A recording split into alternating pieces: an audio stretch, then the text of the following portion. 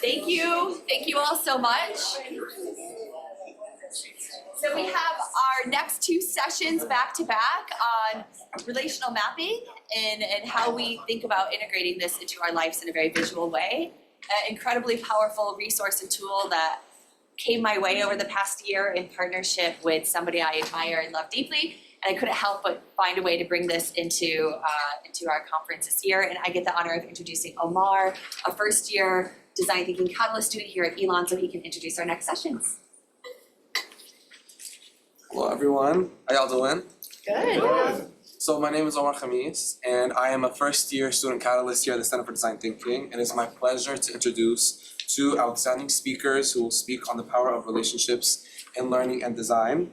Our first speaker, a very important person here at the Center for Design Thinking, Dr. Tim Peeples, is not only a senior associate provost emeritus, but also a professor of humanities here at Elon University. And fun fact, he's also, or was my boss's boss, so I know who to go to in case I need a raise. As senior scholar at the Center for Engaged Learning, he has also dedicated his career to advancing engaged learning in higher education. His work, he worked on Mentoring Matters, and he explores their relationship, rich learning environments for students and their peers, as well as their faculty, and how that relates to their successes. And today he will share his insights on mapping relations, constellations, and how this practice can be applied beyond just education in our daily lives. So please join me in welcoming Dr. Tim Peeples.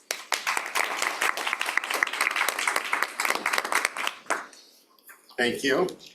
And I want to thank Savannah and Victor and Eugene for setting the stage. I'm fascinated. The discussion is, actually, when Danielle asked me to do this, I was like, I'm not sure this is going to fit, but I think there's great alignment. So I'm really impressed with that. And Elena also, my thought partner through the morning. I want to thank you for the time that we've had to think together, and I've appreciated that time. And as in a relational sort of way, I never was a boss. I'm a partner always, and so that's the way Danielle and I have worked for years in this center and developing the center together, which I had the pleasure of helping found many years ago also. So I'm glad you're all here and that we have the space to be together. As I said before, I wasn't sure that this is the book that we were reading beforehand on relationality. I wasn't sure my work is not connected directly to this, but the alignment is definitely there. The work that I'm going to talk to you, I'll forecast a couple of terms. One, this is about emergence. It is emergent. I'm going to talk about mentoring as emerging through relationships, not something that pre-exists. So we'll talk a little bit about that. Textual, it's textual, contextual, meaning that this happens in context. It doesn't happen in abstraction, which I think also features with a lot of what we've been talking about already. And it's contingent, not a word that we've heard a lot so far. Mentoring is contingent. It can always be other, as in all relationships can always move in a direction you're not predicting. That's what contingency means. So what I'm going to talk about in terms of mentoring is it as emergent, contextual, and contingent. This is also not connected directly to design, but I hope that this sparks something productive for all of y'all as we go through this.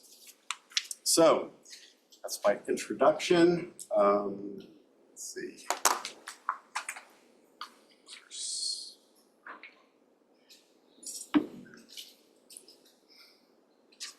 Moving forward. Is it the arrows or is it the enter button to forward it? You have to click on it. I know.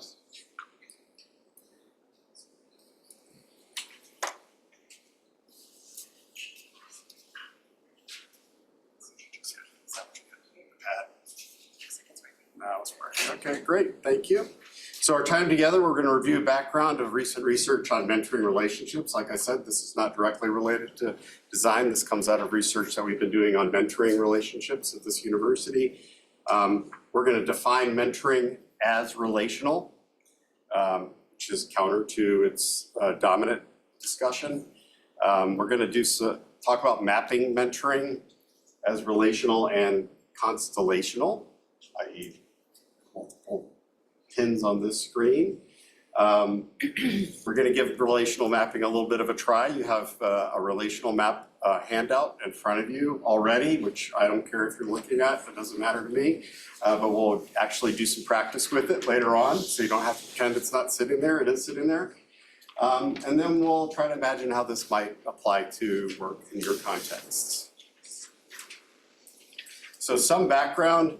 I don't know, many of you know about the mentoring work that's been happening in higher education. There was a major Purdue Gallup survey that looked at well-being in and beyond college education, and they found that there is a 2 times plus impact if you have caring relationships that you experience during your higher education experience. Which is often referred to as a mentor or mentoring.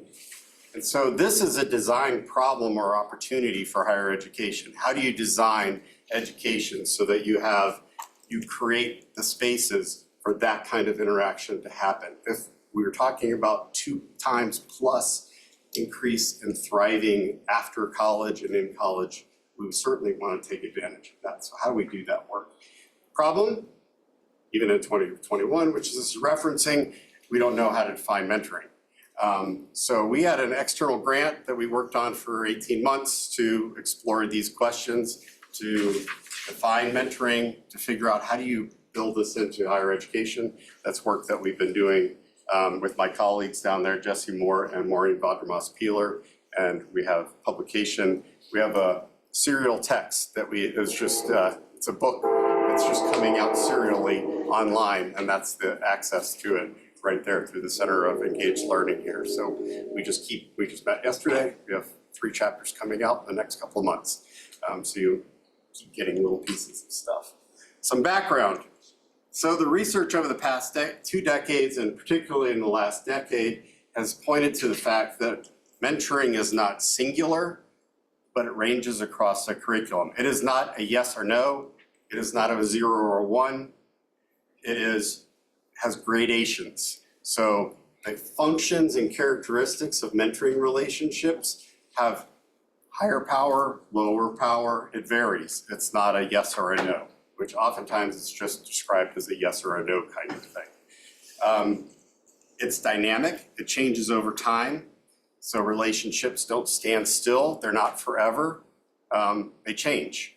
And so does your constellation, which we'll get into. They are contextual. They change over contexts. Even one mentor in one context may not be a mentor in another context of your life. So these are contextual relationships, not permanent and static. And they're relational. In here, what we would say is that mentoring doesn't exist in a person or a set of actions. It emerges through relationship. And that's a very different way to think about mentoring and to define mentoring. It's instituted into higher education or any kind of institution. So resultant definition, this is our working definition for mentoring constellations, mentoring relationships. Mentoring relationships, and you'll see this is very higher education focused, not necessarily higher education, but any kind of education. But it pertains to other contexts also. Mentoring relationships are fundamentally developmental and learner-centered. They promote, in this context, academic, social, personal, cultural, career-focused learning and development in, and importantly, intentional, sustained, and iterative ways. Those are really important terms because sometimes it's identified as a momentarily thing, which coaching can be that kind of a thing. But mentoring is not that kind of a thing. It continues on and it has a life, if you will. It evolves over time, becoming more reciprocal and mutually beneficial, which a lot of people find challenging, the mutually beneficial part, but there is something that comes back. It's dual directional. And it's individualized and it tends to mentees developing strengths and shifting needs. It's contextual, it's situational. It will change as situations and contexts change. And although mentoring sometimes is conceptualized as a one-to-one hierarchical relationship, these function within a constellation. There isn't one mentor, there are many people who are functioning in a constellation of mentoring. And that's one of the things that we've really highlighted in our work. So now you can look at, now I will tell you you can look at your map that's in front of you, your handout that you all have, which I also have on screen. And I think people online were all given access to a map that they can pull up on their computers or have already printed out also. So you will see that this is our relationship-rich mentoring map. And what we have studied through the literature, and the literatures that we are studying are not isolated to higher education. A lot of them are workplace mentoring. They're also community mentoring. There's a lot of community mentoring work. So this comes out of many different areas of research. And there are two basic pieces or elements to mentoring relationships. One is the functions they serve, and the other is the relational characteristics that they develop or have. Notice these are on a continuum, they're changing over time. Here are some of them. So there's identity support, social engagement support, academic support, personal support, cultural support, career support. These are specific to higher education. They would change if they were in another context. And so that'd be one of the things you'd have to think about. And then there are relational characteristics. So reciprocity and mutuality, intentionality, trust, identification, or duration. So these all come out of the literature that people have been studying on terms of mentoring relationships. So those are the two main axes of this work. How does this map work? And this is what you're going to get the time to practice on a little bit, hopefully engage in your own thinking about it. So there are relational functions, again, as we showed down here. And these functions are on a continuum, meaning they go from yeah, a little bit, to yes, very strong. So there could be somebody who's giving you, yeah, some personal support, but they also could be another kind of function like career support where they're giving you great amount of career support. So think of this as a sliding scale, and you have like a little slider when you're thinking about this map, all right? And this is not scientific, this is very situated in your experience. So people will say, well, how far should I move the sliding scale? I don't know, you figure that out. It's your relationship, not mine. So that's what we're gonna start leading to. And then we have the same thing on another sliding scale here in terms of characteristics of relationship. How long has this relationship been going on? What is the level of trust? And these things can go up and down over time. Notice some people, you have great trust and then suddenly something happens and now your level of trust has just fallen off a little bit. Relationships change, they're not static. So that's what this map is doing. So we have the functions of relationship, and then we have the relational characteristics, which also has its own sliding scale. And then when we use these, so we did over 100 interviews of students, staff, and faculty on our campus as part of this research to talk about their mentoring relationships and to explore this work. And so what I'll show you here, which is not on your map, is a composite with just some of the relationships that were identified by a student. So one of the things that we can see here is they said, well, I have this student employment supervisor. So I work on campus, I have a supervisor. I have what you can see here is they said, I am moving this scale way over here in terms of functions. This person does a lot for me in terms of developing certain kinds of functions. My relational scale is moderate. We have spent some time together, but I'm not sure this is reciprocal, and maybe this is not, there's definitely some intentionality. Maybe there is a lack of identification. Embodied is another word that I would say is connected to what we're doing here. This is very embodied. This is about human beings. as a lot of the relational design work that we've been talking about too. So maybe there's not a lot of identification, maybe there's not a lot of trust that's been built, but they show up on their map. This is where they would put them in their map of relationships, their relationship-rich map, if you will. Then over here, they have a peer in the student organization who they have slightly greater characteristics in terms of their relationship. Not a whole lot on the functions though. They're not serving them in a whole lot of functional ways, at least this person, that's what they're identifying. And then they have a faculty mentor who's in their major who they have a very strong relationship with this person. So this is a later, a junior or senior that we're talking about. And they have some functional characteristics this person has been developing. So what you end up here in this map, what you can end up seeing here, is that this is now certainly not their entire constellation. This is 3 people they have mapped onto their constellation of mentoring. One of the things that happens in this map that I have to always say to people is the aim isn't to be here. This is a very typical response. How do I get here? Your aim is to be on the map for somebody else. And if you are a somebody who who's doing your own, it's to have a map. It's to have relationships that you can put here. Because they change over time, these may move and likely will. And they may vanish from the map. And new ones might come onto the map. So it's not about our egos, I'm this person. This is about a set of relationships and how they work to support us as human beings.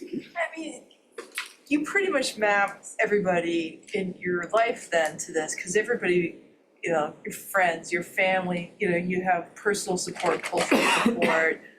Like, what's the difference between professional and personal? Like, do you separate it? Does it all go on here? Like, how do you pick and choose? Excellent. So your task then. Good question. I want you to make a quick list of people with whom you have meaningful professional relationships. You can find the context, the professional context you want to identify. That's your choice, whichever one it is. Yes, you could map your entire existence onto that map. But this is about thinking about what is your mentoring constellation in a space, in a context, in a certain context. Because what we're trying to do is to get students to think about this. That's our aim in higher education. That's a great question. So I would like you to make a quick list. So this is y'all's work now to do on your own. I want you to make a quick list of people with whom you have meaningful professional relationships. Then you pick the professional context you want to identify. And these handouts are yours, so write all over them.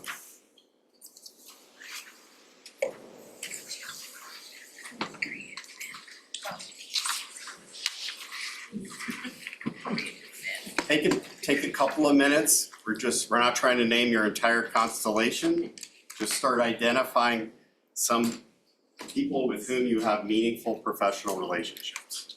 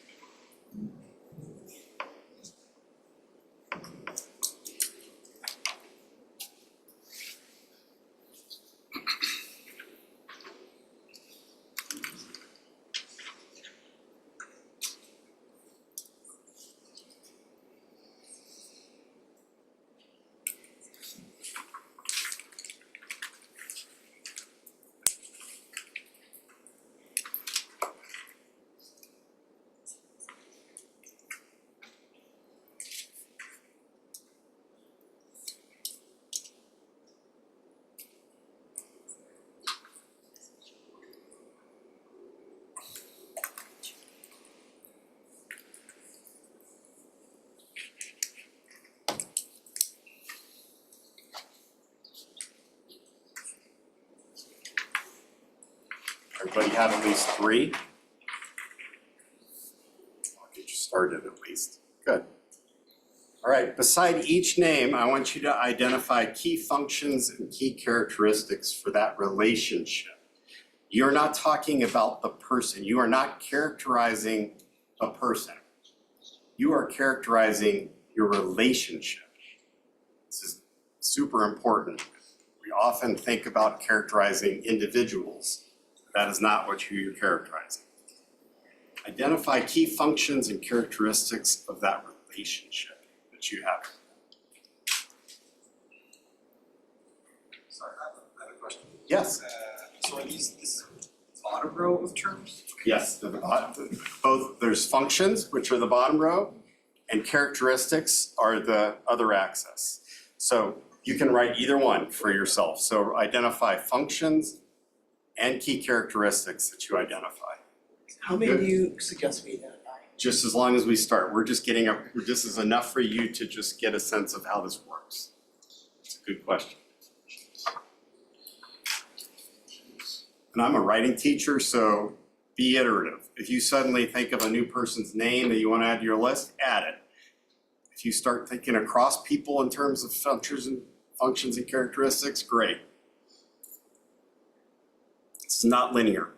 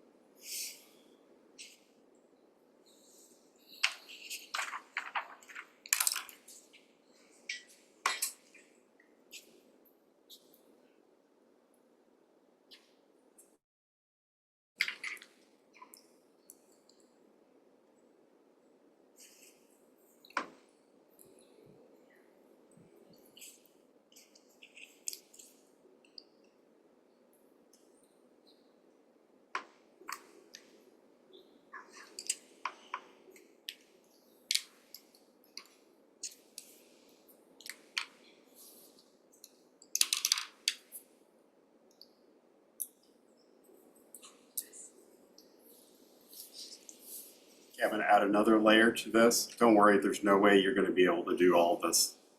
You're not gonna map your whole constellation in this. Again, I'm trying to give you enough time to get practiced on this a little bit. Now I want you to put a plus next to any function or characteristic you've listed that you would think is exceptionally strong. So you have these people who are on your list.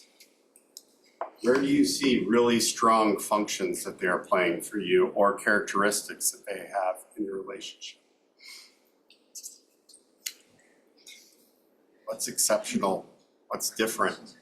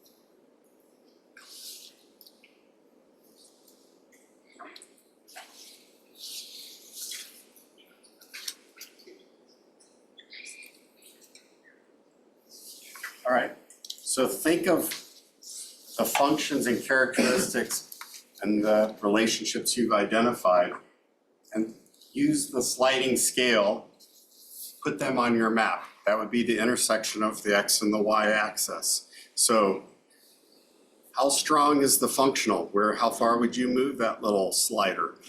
How far is the characteristic? How far would you move that slider? This is subjective. It's your relationship. Start putting them on your map. Where would these people fall on your map? Yes, sir. Quick question. So is this both for relationships for which we are mentor and mentee? These are relationships for which you are that they are your mentor. Okay, so I'm a mentee in this relationship. That's correct. Yes. What we have found in our studies is people are very, very bad at assessing their own self as a mentor. And this is one of the things that led us to relationship-rich discoveries, is that it's about the relationship. It's not about somebody's self-perception of who they are. People will say, I am the mentor to blah, blah, blah. And then we ask the person and it's like, no, they're not my mentor. That's what we find all the time. So it's about the relationship. So what everyone starts to look at then is the mentor and the mentee are looking at the relationship, not about a person. It's a great question.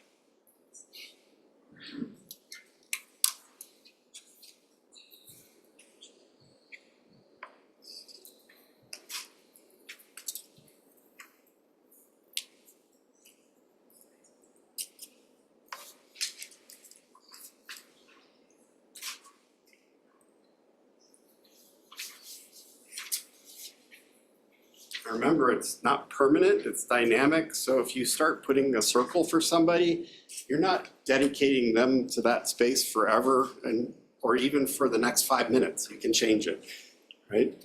Just try to map out where you might put them.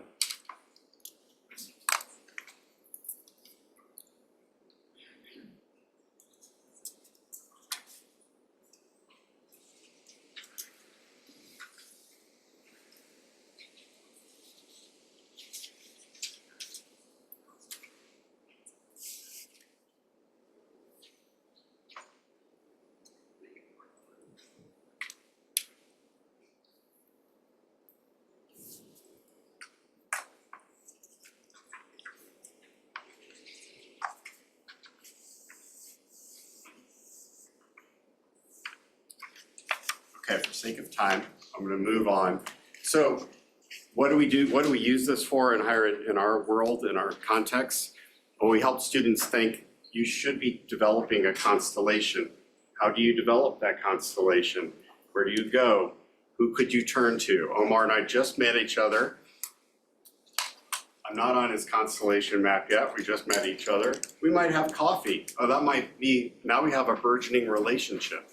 And then maybe we meet up later on and he says, you know, I have questions about something. Well, now we have more of a relationship, okay? One of the things we talk about is, how are you gonna build those relationships? Who have you met? How would you wanna build it? What might you do? And then when you start to get a map pulled together, what does my map look like? How robust is it? How diverse is it? What we do know about mentoring networks is diversity of your network, which comes out of workplace contexts. We prefer the word constellation, is more powerful. The more diversity you have, the greater power you have in your mentoring network. The more people you can turn to. This is very much about also diversity of relational perspectives that people can bring to the work that you're doing. Does this speak to design or to designing? Maybe, and that's what this slide says, is me messing around with some words. Might this speak to relational design or relational designing? Are design relationships fundamentally emergent and human-centered? I think there's a way for you to practice design that way. I think there's a way to practice higher educational design that way. Do they promote learning and development, evolve over time? Do we attend to communities and designers' expertise? I think there's a lot to say there, but I'm not sure, and that's the question I'm posing. Does this speak to your context? I think what I'll have to do is just leave you with some questions that I will let sit with yourselves. So take some time to think about where some context this tool might be useful for you, because that's essentially what I'm doing. I'm offering you a tool that gives you a way to think about maybe some work that you're doing. And it could be your own personal mentoring constellation development tool. and then see where it takes you. And that's what we're trying to do with this.